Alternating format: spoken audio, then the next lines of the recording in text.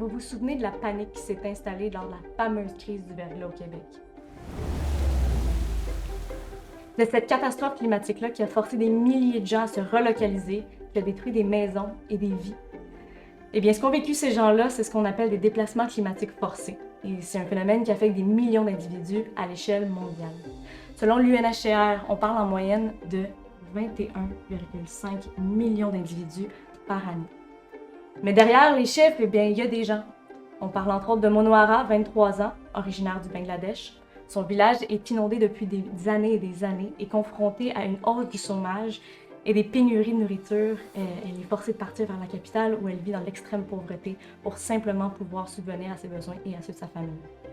On parle aussi de Wolf Dance, 28 ans, qui vit en Éthiopie et qui se voit forcé de quitter la ferme de son père frappée par la sécheresse pour tenter sa chance en ville pour aider tout simplement sa femme et ses enfants. L'urgence climatique est la cause directe d'autres menaces comme entre autres la sécurité alimentaire, la sécurité financière et bien évidemment la violence. C'est évident que des actions individuelles ne peuvent pas arrêter des mouvements de migration de niveau planétaire, mais le changement climatique, ça, c'est notre affaire à tous. Réflexe éco-responsable, pression politique ou tout simplement se conscientiser. C'est comme ça qu'à notre façon, on peut aider Monohara, Wolf Dance et des millions d'autres individus.